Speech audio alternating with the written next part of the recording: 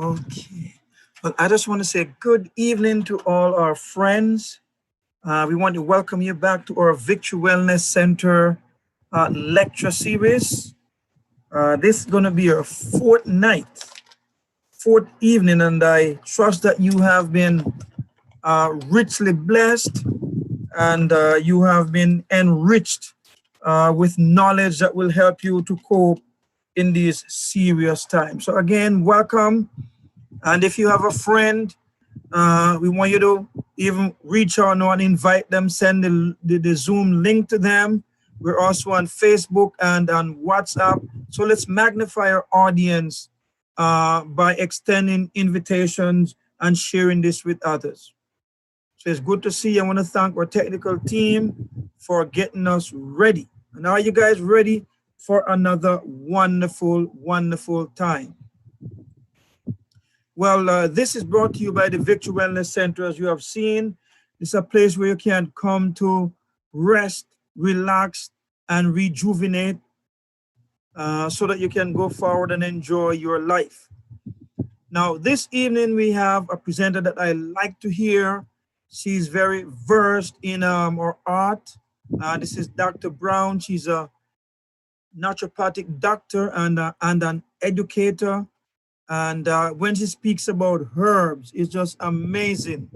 And Dr. Brown, we just want to welcome you to our lecture series. And now it's your time to address the people who are here this evening. So welcome again.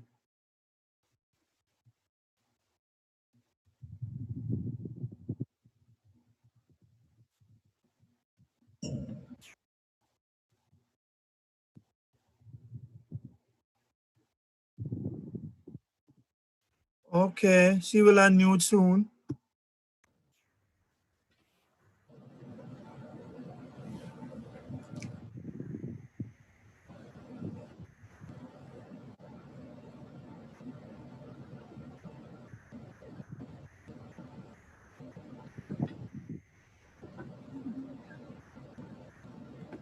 Okay.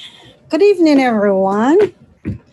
Um, Today, I just want to say that I'm privileged that God has spared me and given me this opportunity. Again, I'm the one that was given the privilege to do the research and be here to share with you. Now, today, we will be looking at some exciting variables that deals with herbs. And I'm sure that by God's grace, this presentation will be of benefit to one and all that is watching.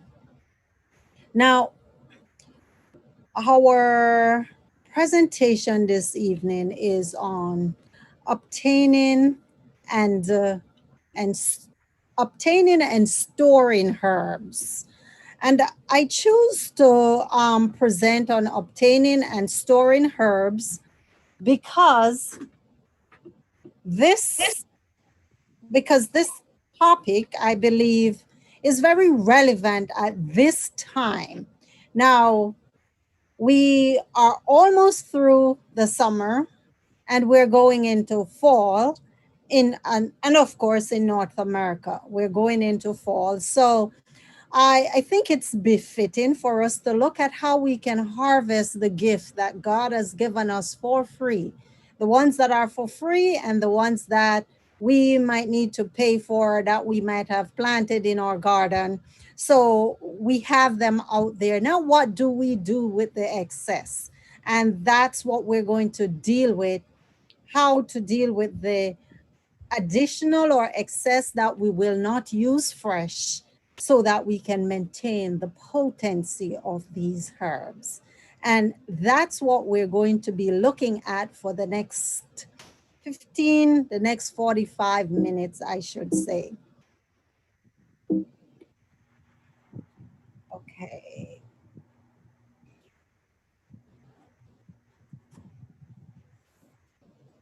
Oh. Now, as I mentioned earlier, God gave us all the herbs that we have on the earth, anywhere you are. whether you're in North America, whether you're whatever country you are, it's like welcome to the herb garden on earth. It's just to find out what are they used for and how can we use them.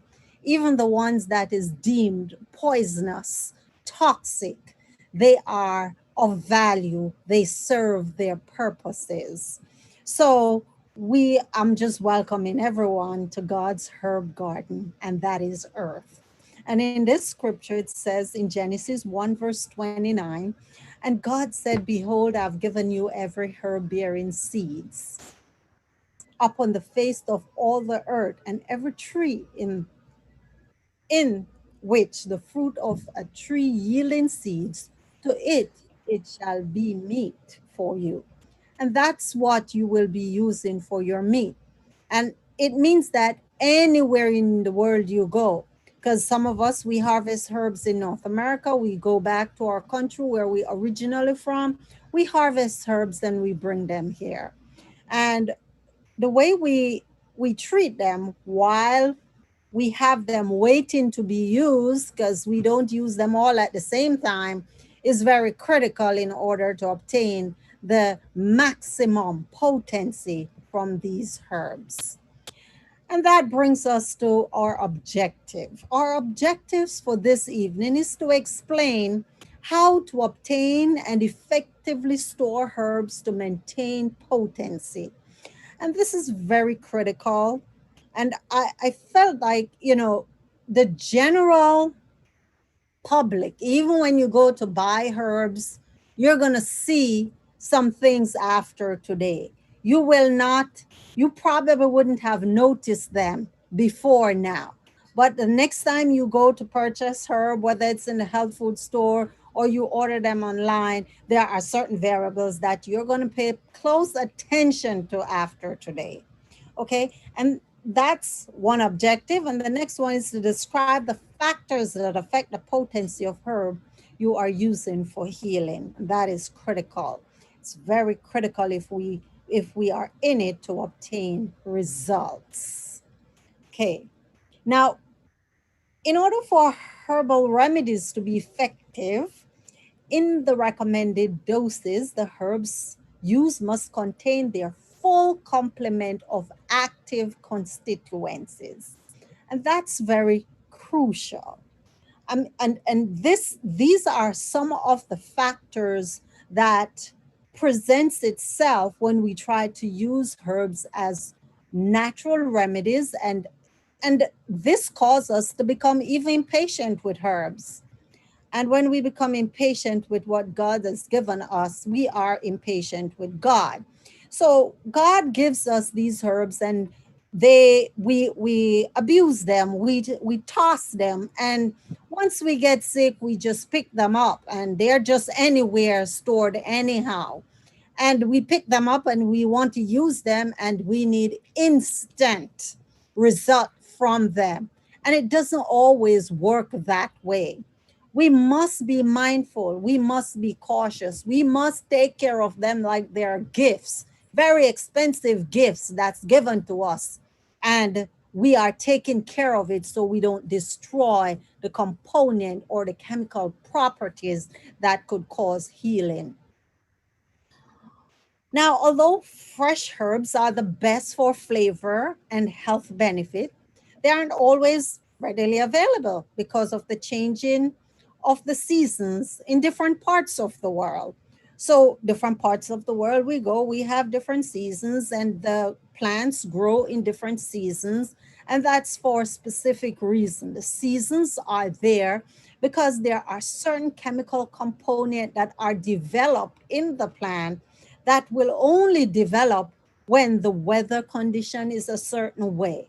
So when the season change, it really help to build those chemical properties that will help the plant to develop what it needs to create healing. Now, question.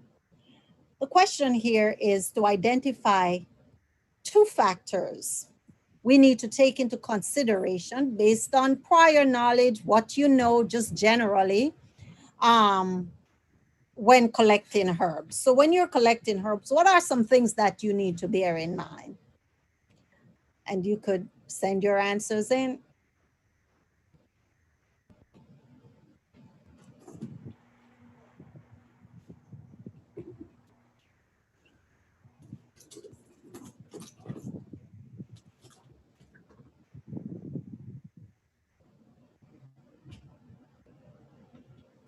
Ooh.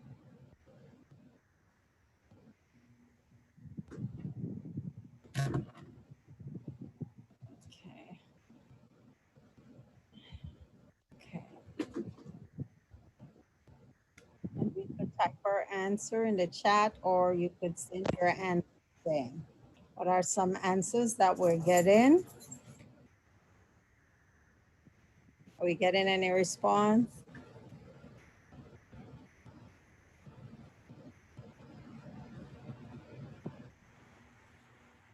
There's no pollution. Very good. That's one. Um, okay, not in high traffic area. That's pollution again. I guess that's what we're trying to avoid, the health of the leaves. So there's, if it, no insect bitten. Okay, insects are not so bad. They need to live too. They need some of the herbs. Anyway, insect bitten herbs, we want to get good quality, which would last. The room temperature, very good. Okay, so those are some very, very good. The time of the day, very critical. Okay, so those are some of the response that we have. Thank you very much. And those are very, very good response that we need to actually bear in mind when we are actually obtaining herbs. Now, for the duration or for the rest of this presentation, what we are going to be looking at are these 7 factors that is stated right here that will affect the potency of herbs. And we would just need to pay careful attention to these factors once we are collecting and storing herbs at any point in time. So this is not just isolated to now, but it's also right across the board, because we the major harvesting season is in the fall, but that's not the only time herbs are available to harvest in North America. In North America, yes, but herbs are available other times. There are some species of plant that will live throughout winter, and going through the rigors of the winter, they will develop um, some some form of stamina that will enable it to add strength to you because of the chemical component that it develops. Now, these are the factors. So the factors here are the species, one, the time of harvest or gathering the herbs, the growing location and climatic conditions, the method of drying and preserving, the storage condition, the form of herbs, and the duration of storage. So we're going to take each of these variables and we're going to look at them individually. Now, I am going to ask you to write your questions down. We will take the questions at the end of the presentation. So any questions you have as we go through, just make a note of it. At the end of the presentation, we will answer all your questions. Okay, so the the first variable that we're dealing with is the species. Now, on the side here, we have 2 different species, same family, and these are 2 echinacea plant of different species.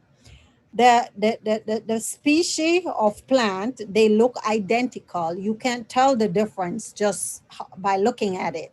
If you are not an expert in the field, and it's not even possible for me to point the difference out here in this image, it cannot be done, but what it says here, in some cases, more than one species will be sold under the same name.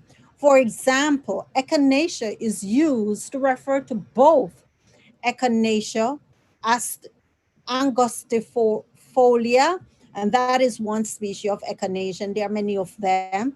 And this is the Kansas snake root, and then Echinacea purpurea, which is also, it is the Missouri snake root, and those are the common names for it. These are two different species within the same group, but they are sold under the same name, and they are all sold as echinacea. If you go to the store and you ask for echinacea, you're going to get echinacea, but the potency of echinacea angustifolia is much stronger, and it is not readily available. It is not as available as echinacea purpurea. So as echinacea purpurea. So this this creates an imbalance in what you're getting. Your expectation of this of echinacea, buying echinacea purpurea, is not the same as getting echinacea angustifolia. And the point is, there are many other species of plant that you will go out and you will seek for, and you will get what you ask for.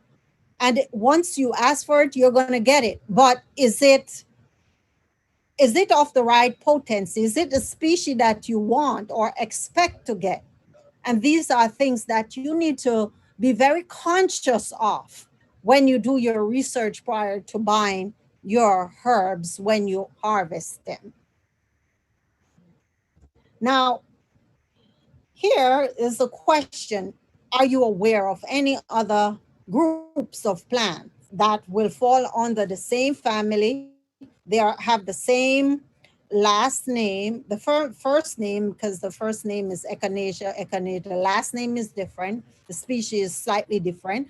And do you know of any other groups that you have this issue with? Now, you could just put your answer in the chat and we could talk about it.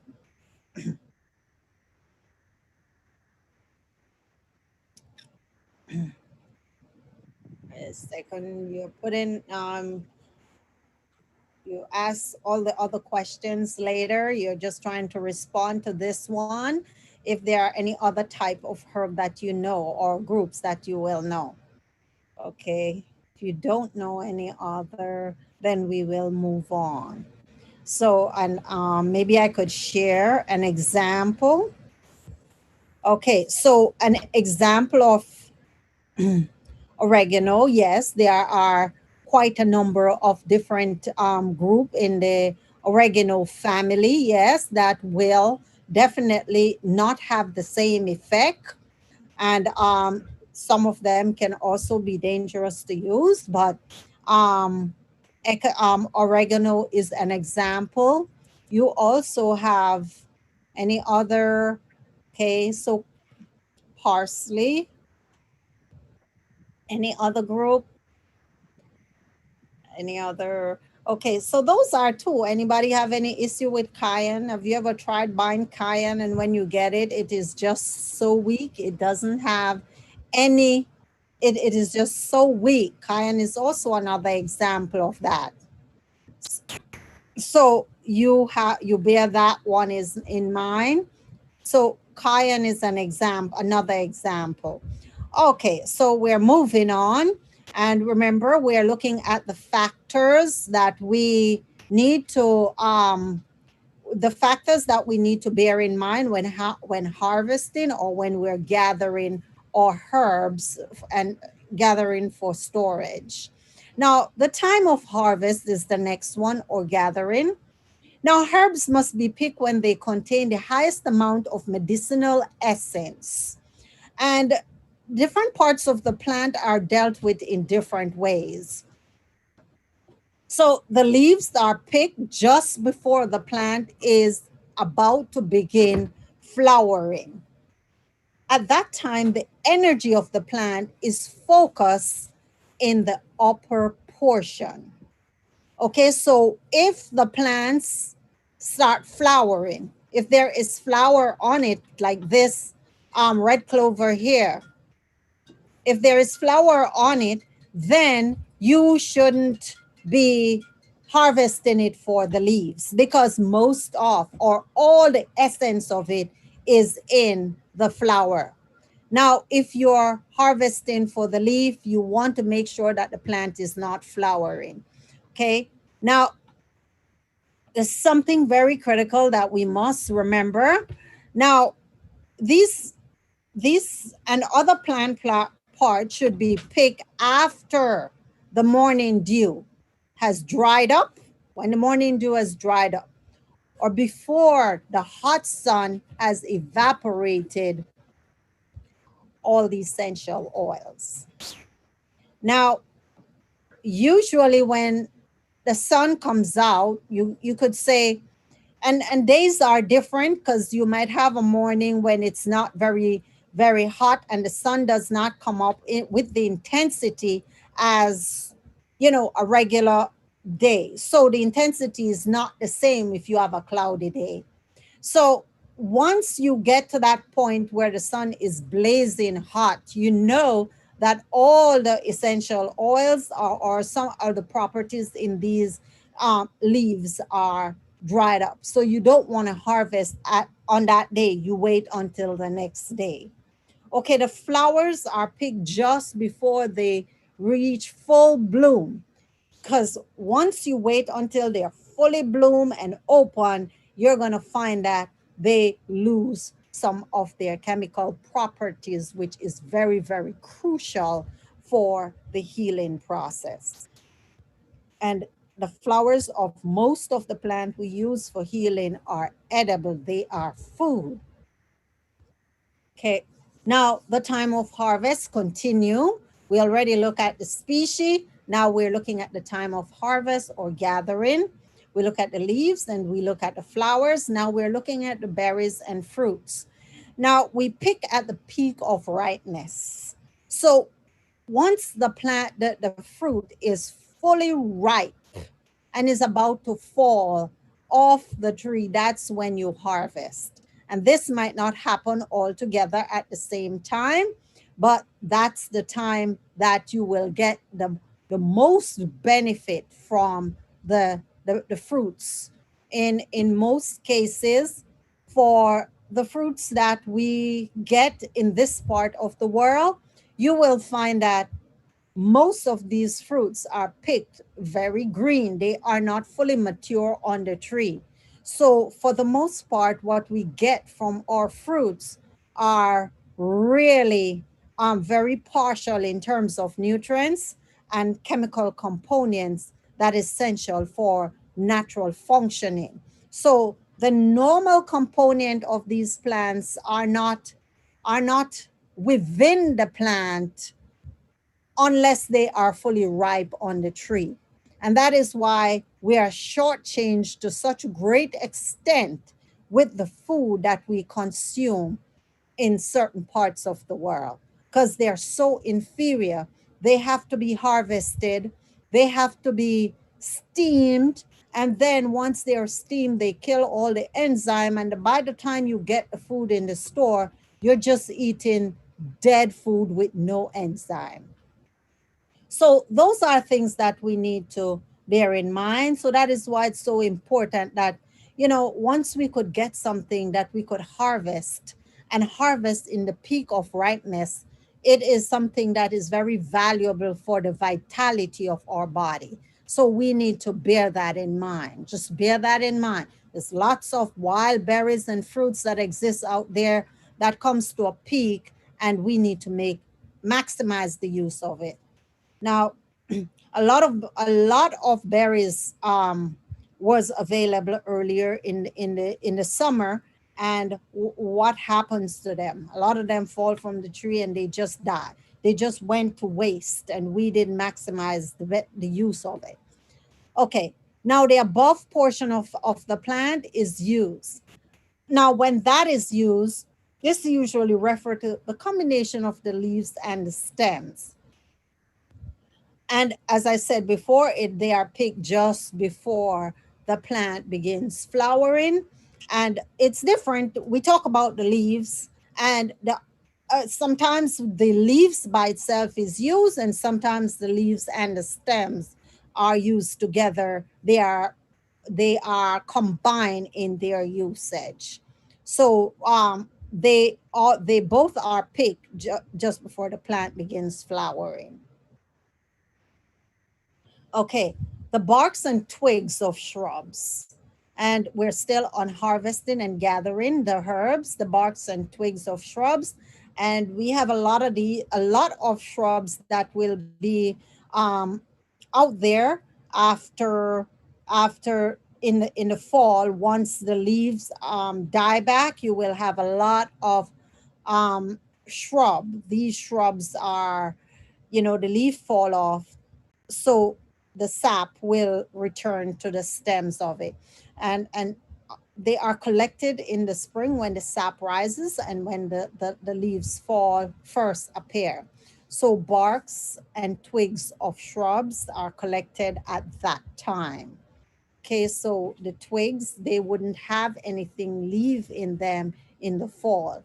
Okay, now, the roots and the rhizomes are collected in the fall when the sap return to the ground as the leaves just begin to change color and the berries and seeds are mature. So this is very important for us right now. So all the dandelion, the plantains, the all the plants that are out there, the burdock, the yellow dock, the curly dock, all of those that are out there. Now this uh, going into the fall is when everything returns to the root. So that's the time to harvest the root. And I just want to make a distinction here between a root and a rhizome.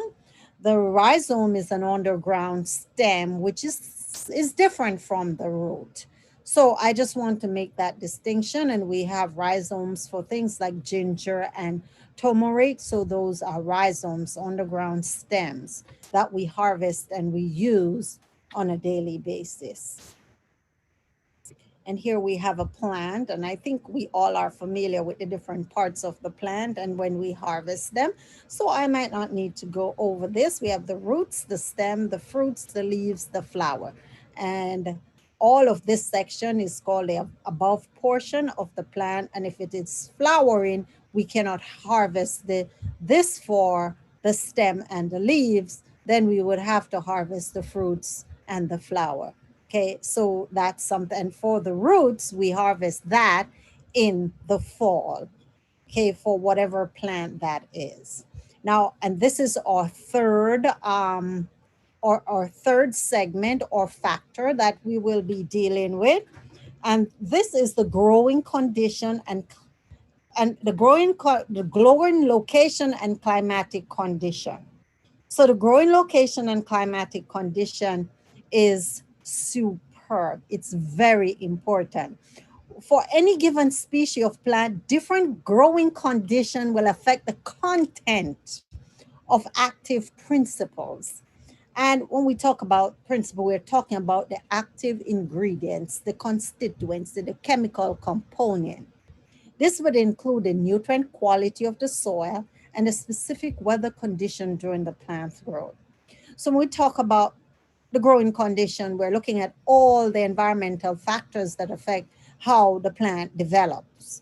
Now, the nutrient quality of the soil is very critical, it's very important because if we plant, say, any plant in an area that is nutrient depraved, the plant will not develop in such a way that you will get the maximum constituent from the plant. You won't get maximum constituent from it, and the healing properties within these plants will be of inferior quality. And it's not just for the plants that we refer to as herbs, but it's also for all the food that we eat, all the food that we consume. A lot of our foods are grown in water, that's hydroponics. They are not grown in the original conditions. So, and this is one of the reasons why we must maximize the the the soil or the backyard gardening or just container gardening that we can access in the growing season to grow some of the plants that we would eat. Because if something requires a lot of sunlight, like, say, for example, we think about the ginger that we buy here in North America. It's very fat and it is very l- plump and luscious. But does it have the potency of ginger that is grown in an area that has a lot of sunlight? And if you look at the strength of the ginger that is grown in sunlight, it is very, very different from ginger that is grown in water or in cool areas or we under control conditions. So they are very different. If you're to check your regular pepper, just plant a pepper in the summer and bring it inside in the winter, give it all the light that you can find and see what quality pepper you're going to get. It's going to end up being a sweet pepper if it's a hot pepper. It's a cayenne pepper, it will be sweet. And it is this switch that's in the plant when the environment is not right, it will not have the right, the constituents, the development of the chemical component in those plant or in the plant of whatever nature it is will be different. Now, growing location and climatic condition, we continue. Herbs grown on the north side of a mountain are more tonifying. And when we talk about toning, meaning like anytime we say toning, we're talking about it's better for like a tonic to build the body and toning and strengthening because of the increased power and stamina they develop in order to survive in a more difficult growing area. Now, the north side of a mountain will change depending on where you are. In North America, the north side of the mountain is the side of the mountain that will get consistent sunlight. It will be given more sunlight. Okay, so more sunlight will be on that side. If you go to South America, it's not going to be the same because of the direction of the sun, and the seasons are different. In North America, our winter is their summer and our summer is their winter.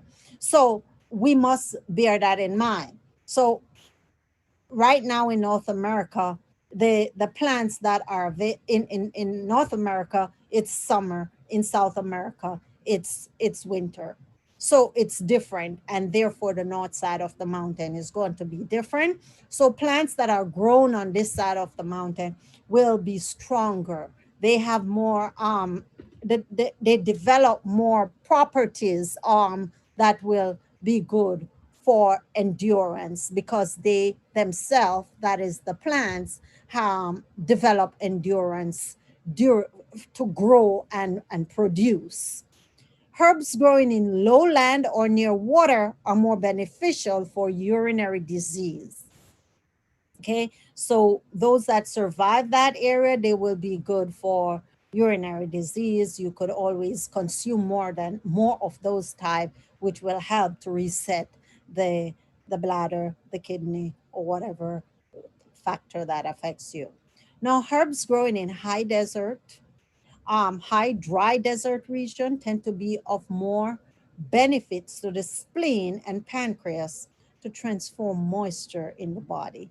So the different growing condition will impact the properties that is developed within the plant and thus the uses of to which it is put. So these are growing conditions, some of the growing condition. Now, growing location and climatic condition continues. Herbs grown in fertile nitrogenous soil would be of more benefits for digestion and assimilation. And in most cases, herbs like alfalfa and, and clover, this is red clover, they are very good at fixing nitrogen in the soil. And they would also be very good to help in the metabolism of protein. And protein metabolism is something that a lot of us struggle with because for more than one reason. because of weakness in the stomach, which produces pepsin. And pepsin is what aids in the digestion of protein. So it is as we age, we produce less pepsin. So we have more struggle digesting protein. So consuming things like alfalfa, we have alfalfa sprouts that are available in the store, and those are rich in enzyme and that properties that will help us to break down protein. And it is also very rich in amino acid, which is going to help in cell formation because protein is for building and repairing tissues. So these are natural foods that can supply you with or help you with the metabolism of protein and also help to build and repair your body and also in the digestive process. So those are some factors that you need to bear in mind. And we continue with growing conditions, climate, location and climatic conditions. Now, herbs growing in cold, harsh weather tend to be more building and heating in contrast to herbs growing in hotter, more temperate climate, which would be more for eliminating. So when herbs are grown in harsh weather, cold, harsh weather, they tend to drive more heat in your body. So it's the opposite. So they build your body more and they are better able to repair and keep you warm for that matter. So herbs that grow in temperate, which is the hotter areas, they have a way of being better eliminators, and eliminators are herbs that helps to, it will cause you to sweat or it might cause you to flush your system one way or the other. Now, so those are things that you need to bear in mind. And regardless of what, God made it this way that not all herbs will grow in one area and plants will grow in different areas so they can develop different properties because we all are different and we have different disease that will affect us. And what we can do, which is for another time, because it's very difficult for us to go through all the herbs that will grow in cold areas, all the herbs that will grow in hot areas. You know, there is a variation, and that is why when you go to your countries, whether you're from the Caribbean or you're from Europe, you're wherever you're from, you will always bring back things that you are accustomed to using, which is not readily available in North America. Okay, now question. Here, the question is to identify the herbal properties that, or the function of the herb that that grow in cold, harsh weather. What would this tend to? What properties would these plant develop? What would they be able to do if it's in cold, harsh weather? Can write your answer in the chat. We just went over it. Let's see what we remember. The next question that I want to ask, okay. Let me see from Diane, eliminating cold, harsh weather, body heat. Okay, so we have, okay, so body heat, yes, that's correct. Eliminating what weather would that be growing in? Build, build and heat. It drives heat. Okay, Angela, hot, hot, hot. Okay, it's provide heat. Okay, very good. So for those growing in cold areas will do the opposite. It drives heat. It provides heat. It makes you warmer. It makes you stronger. It's strengthening. Okay, so those in hot areas are good for eliminating. Very good. You all are listening. Okay. Okay. Now, growing location and climatic condition also influence the taste. It also influenced the taste of herbs, and this is very, very important. So the taste of herbs are important indicators of their properties. And I felt like I needed to break that up so it is more colorful. So the taste of herbs. So if herbs are sweet, it means that it is more nutritive, meaning that you will find that it has more nutrients in it, has more minerals, more vitamins. And herbs like ginseng and burdock, cannot leave these out. Ginseng and burdock. And burdock is very nutritive. I love to eat burdock just like that, especially the roots. Just chew on it like you would chew on carrots. It's very good. If I can't access the root like that, I will just eat the powder like that. But it is very nutritive. It's filling. It makes you feel stronger. And just the same way with Jensen. Jensen is like a arm and a leg. It's very, very expensive. So I don't buy that one as much, but I do use a lot of burdock in my own diet. Okay. So those that are sweet, and there are a lot more herbs that are sweet, which is very nutritive. And if you feel like you don't have time to eat, you could just get up and make some burdock tea, and you just drink that like you would drink some chocolate tea or whatever tea you drink, and you go and you don't feel hungry for a very, very long time because it is power packed with nutrients, iron, magnesium, vitamins, minerals, all of those are packed in these herbs. Herbs that are pungent. And pungent is dispersing, which means that it moves things in you.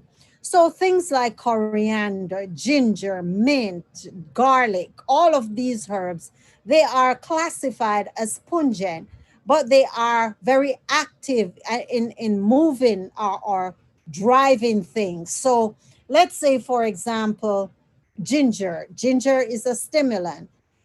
Cayenne pepper is a stimulant. All of those are within the same category, and they are classified as pungent because they move things. They help to move the cells, and they drive, open up the cells, and allow things to come in. Okay, so that's what we mean by pungent. Now, salty taste influence water balance and digestion. We were developed in salt water. We we are dependent on salt water within our body to have a balance, what we call balance or maintenance of homeostasis. So salty herbs like nettle, plantain, those are two herbs that are very, very are very, carry a salty taste, and they help in balancing, and they are also important in digestion. Nettle is also extremely rich in nutrients as well. Can't leave that out. So, these are some herbs that are readily available, and we can easily add them to our diet to maintain balance within our bodies. Now, sour is digestive and cooling. So when we eat sour things like hibiscus, lemon, and stuff like those are help in the digestive process. So we want to bear those in mind. Now, taste bitter is cooling and detoxifying. Example, dandelion is a bitter herb, but it is cooling and detoxifying. And then you have many other herbs that has multiple tastes within the same herbs. And I could only think of this the moringa, which that's the seed of the moringa, which has many different taste from consumption until, because I just know that I had the seed, and it goes from bitter to sweet, and it stays sweet, and it just lingers on. At one point when I was drinking the water, I thought somebody had put sugar in the water. Once so that is one herb that, I know the seeds have that kind of effect. And it also has many, many different properties. If you research it, you will see for yourself the properties are countless. Okay, so we're moving on. So we look at the species, we look at the time of harvesting, and um, we look at the location where it's grown and the climatic condition. So those are three things that we dealt with. And remember, we are looking at obtaining and harvesting herbs and storing herbs. That's what we're pretty much focused on, and we are obtaining the herbs or harvesting the herbs, and we are trying to look at the variables that will affect the potency of it, so that when we're doing it, we can preserve these herbs in such a way that we can use them and they will be of benefits to us. Now, methods of drying and preserving. Now, plant tops are generally washed. So this is what we do. We wash them and we hang them in a well ventilated, dry, shaded area. Must be dry, because if we have moisture, we're going to have problem. Unless the whole plant is going to be used, the plant is hung upside down, so that as it dries, the sap will run from the stem into the leaves. So we got to pay attention, and we must be sure of what we're going to use each plants or that we're preserving for. So are we going to use the leaves only? Are we using the leaves and the stem? Okay, so this is how you do it. You wash them, you hang them upside down. Now, if and upside down, so that the objective is to get the sap, and the sap is where the chemical properties are, and you want that part of the plant that you'll be using to be dried with the chemical properties. Okay, they may be tied in small bunches, or they may be spread on a screen. So you could spread them out on a screen as well, if you're going to use the entire plant. And then once you put them on a screen, you got to turn them every day, and so that they dry uniformly. Okay. Now, the roots and barks are carefully scrubbed and chopped before drying. And you want to chop them so that, depending on the moisture content, because some of them have high moisture content, once they dry, they should be an inch thick after drying, at least 1 inch thick. And that's something that you want to pay attention to, because then you don't want to give it too much surface area. When it's too small, the surface area is greater. And once you have more surface area, it is more likely that you will have more loss, and you will more loss of volatile oils and nutrients and constituencies. So 1 inch thick if you're drying the parts whole. Now, roots lacking in volatile oil may be dried in direct sunlight, while others should be dried in warm shaded areas. So we are not putting the plants outside in the sun on a piece of mesh or something, because that's not a good way to dry the plants.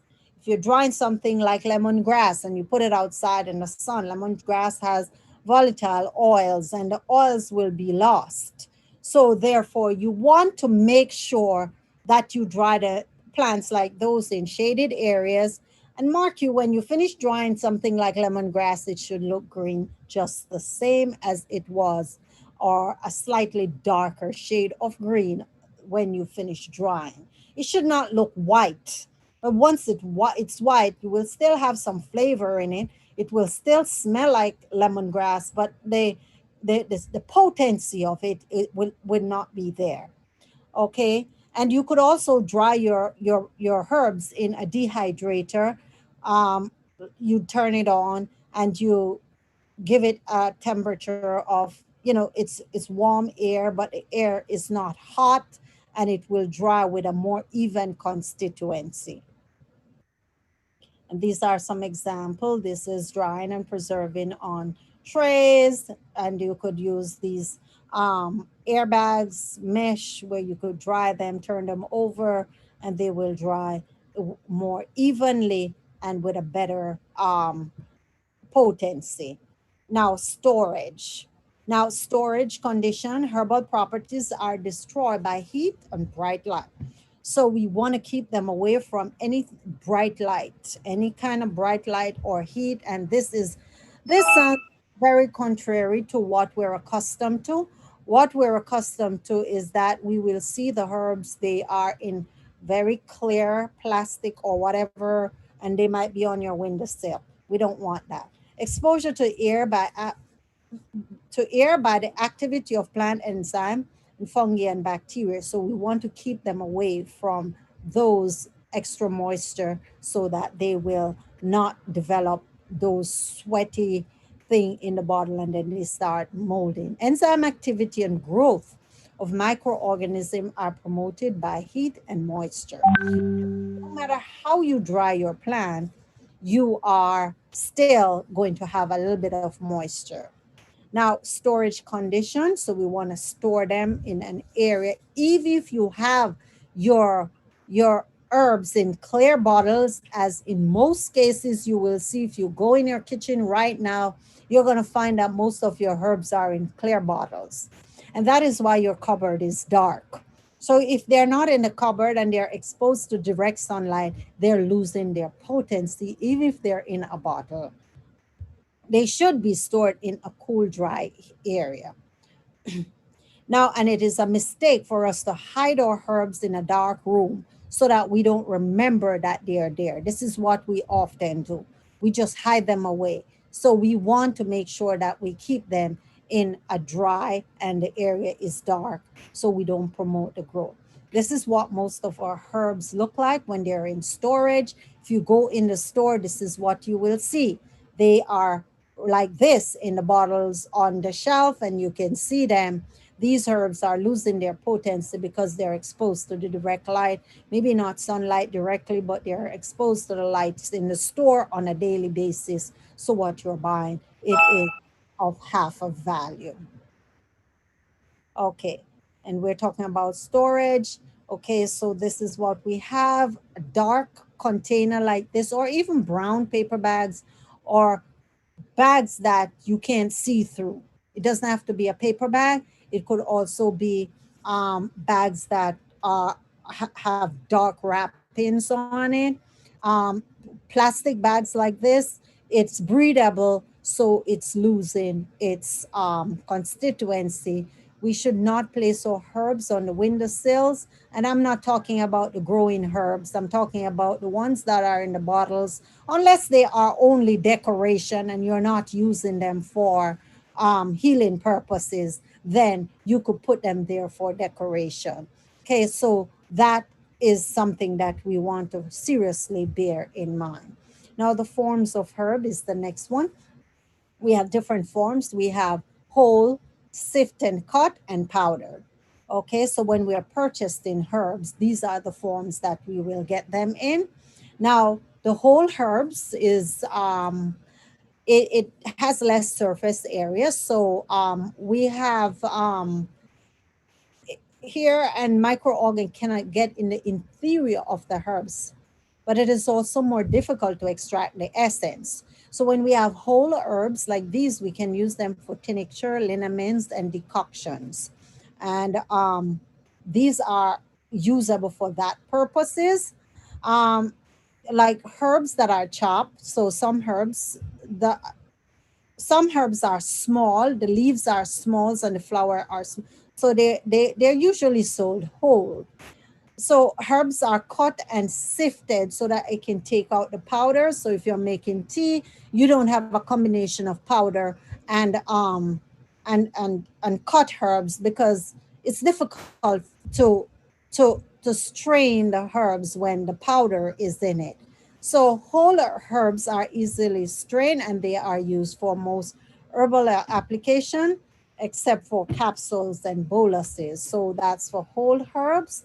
Now, powder is used pretty much for capsules, and it could also be used for tinctures and boluses.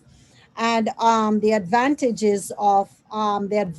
of using powder herb is that you could make a tincture within 3 days. It's much easier to extract from it because it has a lot of surface area. The finer you cut the herb, the more surface area it has. So to extract the properties from it is easier, but it's also easier to lose the component that is within the herb. Now, duration of storage, and this is our final slides. So the duration of storage. Now, in general, if herbs begin to lose their smell, so if you can't smell the herb based on its property, let's say you have a herb like nervina or lavender, and you can't smell the full, lavender, you have it in the room, anywhere in the room, you're going to smell it. If you cannot smell it like that, then you actually know that it's losing its full components. So it is better. You could use this for bath. You could use it for foot bath, for just taking a bath, soaking in. You boil it and then you use it for your bath. And in general, one should restock herbs every 2 years. Every 2 years. So, on average, some people might want to restock every year, as you could do every year, but sometimes we might have excess. And if the excess is that much, every 2 years is safe once they're stored in following the guidelines that we talk about earlier. Okay. Now, the different factors that we looked at, and remember, we looked at the obtaining and storing herbs, and these are the different guidelines that we talk about: the species, we talk about the time of harvest or gathering, the growing location and climatic condition, the methods of drying and preserving, storage condition, the forms of herbs that we obtain, and the duration of storage. And those are the variables that we just went over. And I pray that by God's grace, this was beneficial to someone. And if there are any question, then you could send your questions in.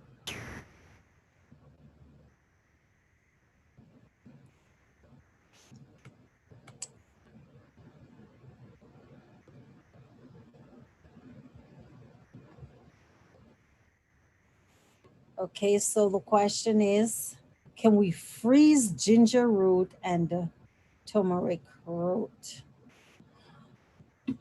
Yes, we can freeze them. It is not when you freeze, you must remember, and in a lot of cases, you deactivate the enzyme. Okay, I want to say thanks to Dr. Brown for this presentation, and I trust that it was a blessing to you. Okay, so the question is, can we freeze ginger root and turmeric root? Yes, we can freeze them. It is not.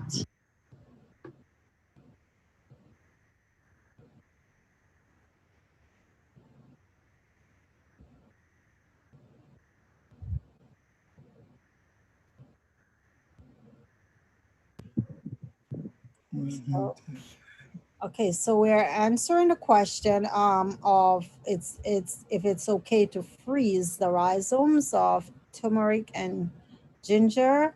And I was saying that the it's okay, you can freeze it, but we lose some of the properties when we freeze.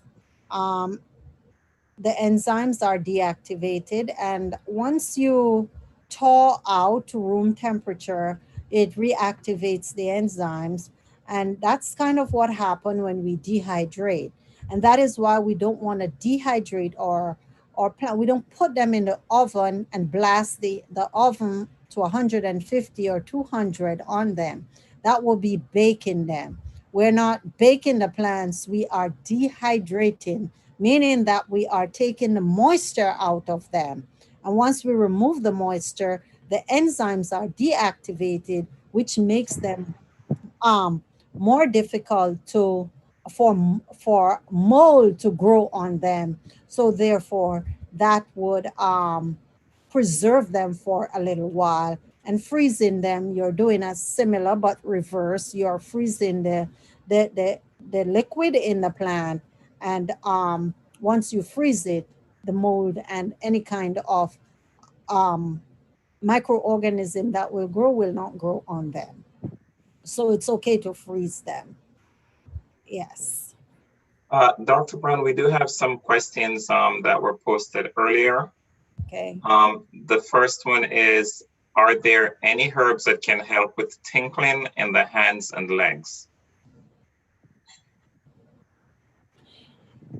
Definitely, there are herbs, and there's a group that is called the nervines, and it is a kind of difficult for me to answer a question like that, because then I would definitely need to understand the variables that are creating that problem.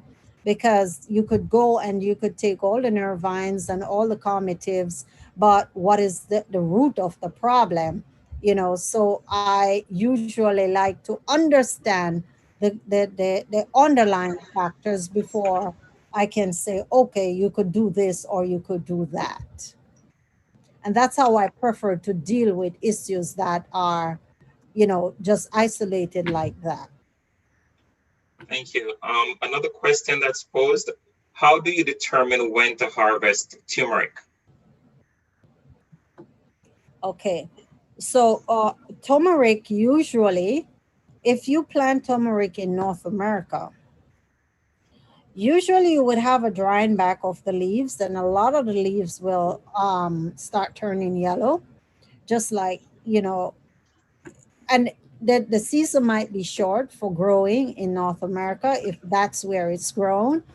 But if turmeric is grown um, in the Caribbean or somewhere where you will get the best potency, now you will find that the leaves start drying back. It start turning yellow, and you will see the yellowing of the leaves going down, and that will help you to identify that it's time to harvest. Okay. Another question, I live in Brooklyn and my house is east to west and is attached on both sides. How do I plant the herb on the north side? Oh, okay. So I okay, so I wasn't really in Brooklyn. I'm not saying to plant your herbs on the north, or you're in North America. Now, we're talking about north side of a mountain.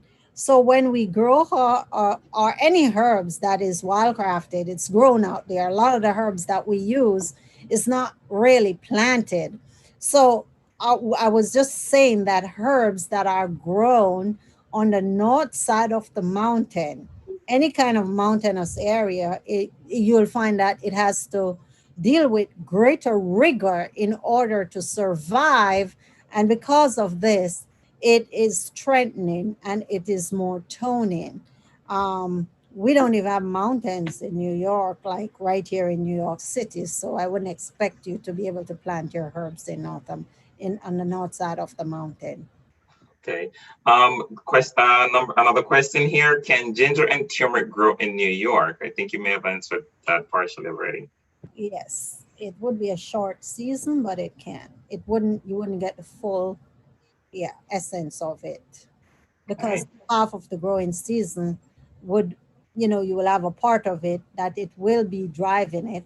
It will be driven and developed, but for the full maturity of it, it will be later on in the fall, where it would not develop with the get to the point of full maturity, where you will have the potency of what we call turmeric and ginger. Yes, we get a version of most of those. Yeah. Okay. Another question. Can I place herbs on the radiator in the home for drying in the winter? Oh, no, no, no, no, no, no. The temperature variation of the radiator, it, it it's not regulated enough, and sometimes it get very hot and it's too hot. We don't want a temperature that goes above 100 degrees Fahrenheit on any. um you want it to be warm but not hot. And if you put something on the radiator and leave it there, I'm pretty sure it's going to be baked. You could leave something there to bake in a lot of cases, and it will bake. Yeah. Okay. Someone else is asking, at what temperature should the dehydrator be? I'm assuming this is from someone who's thinking of drying their herbs in a dehydrator? It's nothing over 100. It has to be below 100. So between what you would call, don't go over 100. Simple, 100 degrees Fahrenheit, not over. You know, when you dehydrate something naturally, you don't go over 115 in order for it to be raw. So if it's over 115, it's no longer raw. So you're killing it then. Okay. Please comment on growing herbs under a heat lamp. Um, what I do know is that hydroponics, or not hydroponics, just growing herbs indoor, um, without the full, any plants that's grown indoor. I don't know if anyone have noticed how different they are in terms of their chemical properties. We would refer to those as weak. So plant rosemary, plant sweet basil, plant oregano. You're going to find that comparatively to plants that is grown, or these herbs that's grown outside when it's really sunshine, the properties are not the same. They're weaker. They're much weaker. Okay. Are powdered herbs as effective if consumed months after going through dehydrated drying powdered process? Can you say that one more time? I So didn't. I guess they're asking if the powdered herbs are as effective if they're consumed within months after you dehydrate or dry or powder them. So if they're less effective at that time, Yes. okay. Um, as is in the presentation, the powdered herbs have very large surface area. So the surface area is very large, and once you have large surface area, they are exposed more. So they are exposed more to the air. They are exposed more to moisture, and they're losing their potency much faster. So therefore, the properties of them will be lost faster. I mean, using them as early as possible. We get most of our herbs as powdered in a powdered form, and you know, sometimes you might want to call some of these companies you're buying from and ask them for the best and the freshest. And that's what I do. I tell them, look, this is what I'm asking for. There's no guarantee that you're going to get what you ask for, but at least you try. Okay. There's a question here. Someone is looking for some clarification. Can you make it clear? Do we store herbs with oils in direct sunlight or in shaded area? Okay, so all right, let me say this. Just to make sure I covered all the grounds. Herbs and oils, like essential oil, should never be stored in the same place. That's might not have been the question that was asked, but herbs that we will use or that has potent essential oils in them should not be dried in direct sunlight. They should be dried in in uh in an area that is away from the sunlight, or a shaded area that is warm and not hot. Okay. Are there any herbs that can help with the symptoms of COVID-19? Oh, yes, there are many, many herbs that can help with the symptoms of COVID 19. And if we are just looking at the symptoms of COVID 19, we're looking at coughing, we're looking at respiratory issues. We would look at things like quercetin. quercetin is a chemical component that we will find in things like pineapple, oregano oils. Oregano, you don't have to have the oil. You could also harvest the herbs and you could boil it, make a tea. Horseradish. Those are things that open up the respiratory system and drive these things in. There are, we have garlic, we have red onions. There are many different types of things that you have right at your fingertips that can be used for COVID-19. So, you know, and the symptoms varies for individuals. So we would also want to look at what we know it's a respiratory issue, but for those people who are diabetic, for those people who are hypertensive, then we'd have to look at the variables and see what works best for each individual. Okay.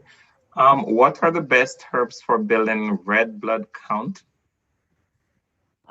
Well, we know right off the bat that you have things like burdock. That is very good. We have all the docs. They are detoxifying and they are built in. And we have dandelion. We could, yes, dandelion. Okay. How do you identify parsley? Someone wants to know. Ooh, parsley. And that's okay. So parsley comes from a family because parsley, cilantro, all of those, they are all in the same family. Um, and then parsley can be divided in groups. So you have the curly, you have the leaves that looks just like the cilantro. Identifying it as a plant out there, is that what the person wants to know? If I guess that it sounds like that's what they're asking. Okay. All right. Well, in order to be able to identify it, we'll have to look at the leaves and the stem. And parsley can grow. It's not depending on the parsley that you plant, some of them will look like shrubs. They grow into pretty big sized trees, not like a big tree, but they are like shrubs. So they will be there, and you might think that, oh, this is a big tree. This is not parsley. And then you have the curly leaves one that doesn't grow that big. And the only thing that I could say for right now is to look at the leaves. Some might be curly, and the curly leaves doesn't grow into a very big plant. And the other one that has flat leaves, that will grow into a much bigger plant. That's the simpler way that I could say it right now. Okay. A few more questions here. What is there any danger in chopping herbs and infusing it in cold pressed oil and sea salt, and how long should it last? Uh, I mean, there's no danger in that. You could actually do that. And that could last depending on how you store it, because oils also, in most cases, when you buy essential oils, you notice they're in dark bottles. You store it in a dark bottle and you keep it in a dark place, and it could stay covered and it will stay potent. You could have that up to three to 7 years, depending on how it is stored. Okay. Someone is asking, what about mullein and elderberry for COVID-19? Oh yeah, definitely. Those are respiratory herbs. Elderberry has a very high level of quercetin, so you could look for all the herbs that have quercetin in it. And once it has quercetin in it, it's very good for COVID-19 because it helps with the it helps in regulating the DNA and controlling the replication of the DNA. Okay. Someone is asking, what herbs can be used for pain from a fall? Okay, so we would like to know if that's a muscle pain or it's that a pain that is felt in the bone. Again, where is the pain? I mean, pain is pain, but we deal with them differently. If it's muscular pain, it's a different thing from um, a joint pain. Okay, so you're saying it's a joint pain. Okay, so if it's a joint pain, you're going to need something that is that can drive into the joints, like ginger, cayenne pepper. Those are things that you could apply on the outside. Create a poultice or a paste or a salve or something, and you got to tie that on. Use maybe some kind of wrap, plastiran or something, and you can combine those and attach it to the area and wrap it, and it will drive into the joints, and you will feel the difference. Okay. And let's see, the last question I'm seeing right now is which one of the parsley is more potent?